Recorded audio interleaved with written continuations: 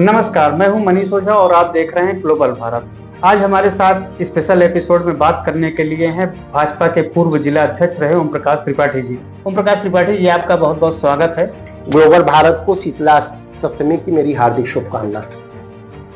ओम प्रकाश त्रिपाठी जी अपने शुरुआती जीवन में संघर्ष से जुड़े रहे हैं, शिक्षक भी रहे हैं और साथ में राजनीति के क्षेत्र में भी भाजपा के जिला अध्यक्ष रहे हैं। तो हम इनसे पूछना चाहेंगे कि इनके जीवन में किस तरीके से शिक्षा के क्षेत्र से राजनीति के क्षेत्र में आए। प्रारंभ किया मैंने पत्रकारिता से। यही जनपद प्रतापगढ़ अमर उजाला का कार्यालय बलीपुर रोड पे था और आदरणीय ब्रजेश मिश्रा जी उस समय अमर उजाला के ब्यूरो चीफ थे। थोड़े दिन हमने काम किया, इसके बाद उनका स्थानांतरण होता है और उनके स्थानांतरण बाद दूसरे ब्यूरो चीफ आए तो उन्होंने कहा कि हमें जब आवश्यकता होगी कार्यालय में इस तरीके से काम करने की तो हम आपको सूचित करेंगे। मेरे मन में था कि जैसे शिक्षण कार्य दिवस के बाद हम मीडिया में आकर के काम करें, मीडिया से जुड़े, लोकतंत्र का चतुर्थ स्तंभ है। लेकिन सब विधाता तय कर देता है रास्ता। करना आना था राजनीति के क्षेत्र में, तो राजनीति के क्षेत्र में आने के बाद फिर इस तरीके के दायित्व तो मिलते गए और भारतीय जनता पार्टी के प्रति लगाव बना रहा। आप पेशे से एक शिक्षक हैं और क्लासरूम में बच्चों को नैतिकता का पाठ पढ़ाने और राजनीति के अखाड़े में रणनीति बनाने के बीच आपने कैसे तालमेल बैठाया? देखिए, राजनीति मर्यादा की, राजनीति अनुशासन की और राजनीति राष्ट्र सेवा की, समाज सेवा की होनी चाहिए और उसी का प्रारंभिक रूप है शिक्षण संस्थानों में हम उस लायक आने वाली पीढ़ी को तैयार करें, भारत की भावी पीढ़ी को। इसलिए शिक्षा का जो प्रारंभिक पाठशाला है, शिक्षा राजनीति की नर्सरी आप कह सकते हैं, वहां से बच्चों को हम बेहतर राजनीति के क्षेत्र में विविध क्षेत्रों में प्रेरणा देकर के आगे ले जा सकते हैं। क्या शिक्षक होने के नाते मिलने वाला अनुशासन संगठन चलाने के काम आया या राजनीति की व्यवहारिकता ने आपके आदर्शों को बदला? शिक्षा का अनुशासन के रूप में संगठन को चलाने में, संगठन को अनुशासित करने में बहुत ताकत मिली और व्यवहारिक स्तर पर भी जो भी कठिनाइयां आती हैं, निस्संदेह विद्या मंदिर से प्राप्त अनुभव ही कारगर होता है। भाजपा अध्यक्ष के रूप में आपके कार्यकाल की ऐसी कौन सी उपलब्धि है जिसे आप अपनी विरासत के रूप में देखते हैं? भारतीय जनता पार्टी के कालखंड में हमें सबसे जो गौरवशाली लगता है कि बेहतर परिणाम आया 2017 का और जिनके सिद्धांतों पर हम चलते हैं, पंडित दीनदयाल उपाध्याय जी का जन्म शताब्दी समारोह मनाया गया और मैं उसको उपलब्धि नहीं मानता हूं आम जनमानस की तरफ से जब मैं प्रवास निकलता हूं जनपद प्रतापगढ़ में, क्योंकि मेरा एक स्वभाव रहा है कि मेरी ये उपलब्धि है, मैंने ये किया, इसका मैं बहुत पक्षधर नहीं हूं। लेकिन मेरा पूरा प्रयास किया कि जनपद प्रतापगढ़ के 7 विधानसभा क्षेत्र के भारतीय जनता पार्टी के बूथ मंडल के कार्यकर्ताओं से मेरा सीधा संवाद हुआ और आज भी वो सीधा संवाद हम बरकरार रखे हैं। 7 विधानसभा का कोई भी कार्यकर्ता ऐसा नहीं बचा जिसको कहीं न कहीं समायोजित करके उसकी क्षमता को हम संगठन में लगाने का प्रयास किए। संगठन का कार्यकर्ता उपयुक्त है, मेरे संबंध ठीक नहीं भी थे तो भी अगर वो भारतीय जनता पार्टी के लिए उपयुक्त था, उसको हम आगे ले जाने में कोई कसर नहीं छोड़े। इसको हम बहुत संतुष्टि अपनी मानते हैं। हमने एक प्लेटफॉर्म देने का प्रयास किया अपने जनपद के कार्यकर्ताओं को। तो संघर्ष के दौरान त्रिपाठी जी आप राजनीति में कहां से कहां तक गए और जिला अध्यक्ष की आपकी कुर्सी चली गई, तो उसके बाद आपने क्या किया? भारतीय जनता पार्टी प्रबुद्ध प्रकोष्ठ से अपने दायित्व का निर्वहन मैंने प्रारंभ किया। जिले के उपाध्यक्ष था, जिला अध्यक्ष था। जिला अध्यक्ष के बाद कोई कुर्सी नहीं गई। जिला प्रभारी कौशाम्बी बनाए गए, प्रयागराज चुनाव अधिकारी बनाए गए और आज वर्तमान में प्रदेश सह संयोजक भाजपा प्रबुद्ध प्रकोष्ठ का दायित्व है। 20-22 जनपदों में 2-3 राज्यों में अपना प्रवास का कार्यक्रम अहरनिश पार्टी काम ले रही है। हमें कहीं हटाना है। आज तक ओम प्रकाश त्रिपाठी के नाम के आगे पार्टी ने भूतपूर्व शब्द नहीं लगाया। ये अपनी कर्मठता थी, मेहनत थी, परिश्रम था। जिला अध्यक्ष के तौर पे तुरंत हम जिला प्रभारी कौशाम्बी का दायित्व हमें मिला और बराबर विपक्ष के तौर पे भी संघर्ष चलता रहा। जब हम सत्ता में भी नहीं थे तो भारतीय जनता पार्टी का जो भी काम मिलता था, जो भी डायरेक्शन मिलता था, उस पर बेहतर ढंग से हम काम करते थे, हम लोग लगे रहते थे। इस दौरान आपको कभी टिकट की चाह नहीं रही या किसी भी विधानसभा से या अपने परिवार में कभी किसी को टिकट से अपने लड़ाया नहीं? देखिए, राजनीति में हमने परिवारवाद, वंशवाद, क्षेत्रवाद, संप्रदायवाद का सदैव हम इसके पक्षधर नहीं रहे। तो परिवार का सवाल ही नहीं उठता है।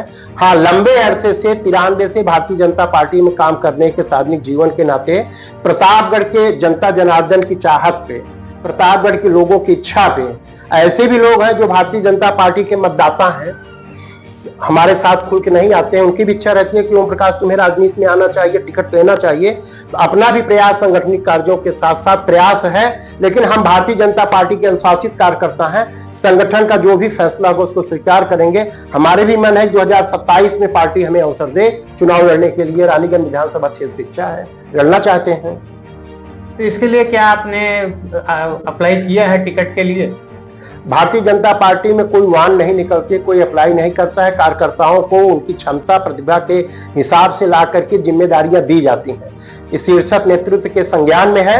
पार्टी अगर उचित समझेगी और जनता का फीडबैक जाएगा, आप लोग भी मीडिया के सम्मानित मित्र सहयोग होगा, तो निसंदेह हमको अवसर मिलना चाहिए, मेरा प्रयास है। तो रानीगंज से तो बहुत सारे लोग टिकट के प्रयास में लगे हैं, चाहे धीरज ओझा हो, पूर्व मंत्री शिवाकांत ओझा हो, आलोक पांडे हो या तमाम लोग। तो इनसे आप कैसे निपटेंगे? क्योंकि राजनीति में जो है अक्सर इस तरीके से देखा जाता है कि पहली बात तो भारतीय जनता पार्टी के लिए गौरव की बात है कि प्रारंभ काल में जहां हम प्रत्याशी खोजते थे, इतने प्रत्याशी किसी विधानसभा से, इतने प्रत्याशी हर विधानसभा क्षेत्र से अपनी दावेदारी प्रस्तुत कर रहे हैं। दूसरा विषय, ओम प्रकाश त्रिपाठी किसी से निपटने और निपटाने की राजनीति में नहीं आया है। ओम प्रकाश त्रिपाठी राजनीति मेरे लिए सेवा का माध्यम है। जो भी दायित्व हमें मिला, हम भारतीय जनता पार्टी के जिला अध्यक्ष के रूप में हमें अवसर मिला, हमने कार्यकर्ताओं को प्रमोट किया। हमको अवसर मिला कार्यकर्ताओं के वक्ता के रूप में, कार्यकर्ताओं को जमीनी हकीकत में काम करने के लिए प्रचार में, जैसे हम जिला उपाध्यक्ष के तौर पर हम घर घर वोट मांगने में हमको प्रसन्नता रहती थी। तो निपटाने वाला काम यहाँ पे नहीं है। प्रयास करेंगे, टिकट मिले, कमल से चुनाव लड़ेंगे। भारतीय जनता पार्टी जिसे कमल पे देती है उसके लिए बिना उसके कहे एक कार्यकर्ता के रूप में जी जान से पूरी ताकत के साथ उसको जिताने के लिए, कमल का परचम फहराने के लिए मैं प्रयास करता हूं। निपटाने की राज नहीं है। यहाँ तो विकास का दीपक जले, प्रतापगढ़ पुष्पित पल्लवित हो, युवा नशा मुक्त हो, युवा राजनीति में आगे आवे, प्रतापगढ़ का नाम रोशन करे, इसलिए मेरा सार्वजनिक जीवन है। किसी को निपटाने की राजनीति में नहीं करता हूं। निपटाने वाले स्वतः निपट जाते हैं। ये राजनीति नहीं करनी चाहिए। मेरा संदेश है उनको जो निपटाने का प्रयास करते हैं। तो वैसे तो ब्राह्मणों को पिछली बार धीरज ओझा चुनाव लड़े थे, उन्हें 2000 से अधिक वोटों से जो है हराया गया था। विधानसभा रानीगंज की जनता ने हराया था। हाँ। तो ब्राह्मण होने के नाते क्या आपकी इस बार भाजपा किसी ब्राह्मण पे दाव लगाएगी? किस विधानसभा क्षेत्र में? रानीगंज में। अब भारतीय जनता पार्टी किस विधानसभा क्षेत्र में किस समाज के लोगों को दांव लगाएगी? भारतीय जनता पार्टी एनडीए का गठबंधन है। हम अपने गठबंधन को सम्मान देते हैं, धोखा नहीं देते हैं। या शीर्षक नेत्री हमारी केंद्रीय संसदीय बोर्ड में तय करेगा। हमारा प्रयास है कि हमारे इतने दिन के संघर्ष, इतने दिन की संगठन सेवा पे अगर पार्टी को लगेगा तो हम चुनाव लड़ना चाहते हैं और पार्टी की झोली में आप लोगों के सहयोग से देने का मेरा पूरा प्रयास रहेगा, जैसे जनता जनार्दन का आशीर्वाद होगा। तो आप रानीगंज से ही क्यों चुनाव लड़ना चाहते हैं? कोई खास वजह इसकी? रानीगंज से यह प्रश्न आपने ठीक पूछा और कई साक्षात्कार में इसका हमने स्पष्टीकरण दिया है। मूलतः मेरी आंखें खुली, मैं पैदा हुआ तो तत्कालीन बीरापुर विधानसभा क्षेत्र थी और आज भी आज के 2012 में पहली बार हम पट्टी विधानसभा क्षेत्र में आए। तब भी हम बीरापुर पट्टी के बॉर्डर से, आज भी हम बीरापुर पट्टी के बॉर्डर पे हैं।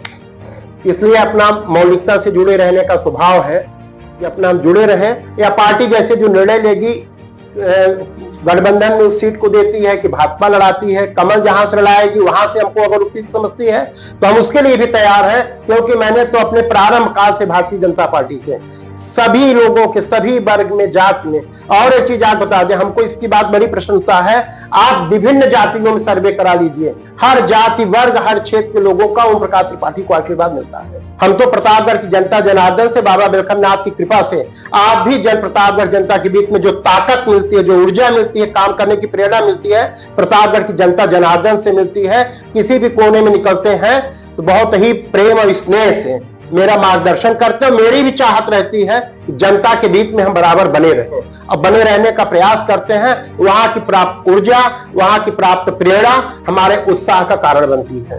आज के समय की भाजपा और आपके समय की भाजपा में आप कितना अंतर देखते हैं? अरे तो हमारे समय की भाजपा है। ये 6 अप्रैल 1980 को जिस भारतीय जनता पार्टी गठन माननीय अटल बिहारी वाजपेयी जी ने किया था, अंधेरा छटेगा, सूरज निकलेगा, कमल खिलेगा, और हम मानते हैं कि कार्यकर्ता जुटेगा, और हम तीसरी बार केंद्र में सरकार बनाए हैं। 2027 में फिर तीसरी बार प्रदेश में योगी आदित्यनाथ जी की सरकार बनेगी। भाजपा वही है। नींव हमारी जो माननीय अटल बिहारी वाजपेयी जी ने रखी थी, प्रथम गैर कांग्रेसी प्रधानमंत्री के रूप में सुशासन की नींव, उस सुशासन की नींव पर हमारी केंद्र और प्रदेश की सरकार चल रही है।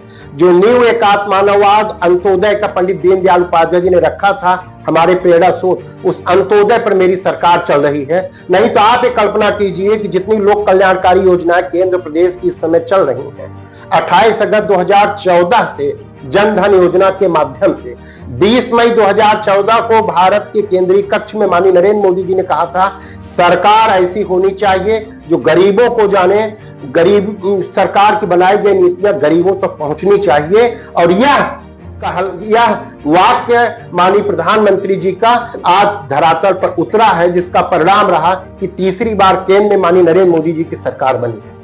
जो युवा शिक्षक या बुद्धिजीवी आज राजनीति के क्षेत्र में आना चाहते हैं, उन्हें आप क्या सलाह देंगे? हमारी उनको शुभकामना है, वह मैं राजनीति की दिशा को बेहतर दिशा में ले जावें, राजनीति की दिशा को बौद्धिक क्षेत्र में ले जावें, राजनीति की दिशा को पारदर्शिता के क्षेत्र में ले जावें। और सामान्य परिवार के अगर कोई नौजवान राजनीति में आते हैं, उन्हें मेरा भरपूर सहयोग और पूरा प्रेरणा है। हमको बहुत अच्छा लगता है जब कोई युवा राजनीति में आते हैं। उन चुनौतियों को लेकर आप कैसे देखते हैं जो नए लोग आएंगे राजनीति में? बिना चुनौती, बिना संघर्ष की कोई जीवन नहीं है।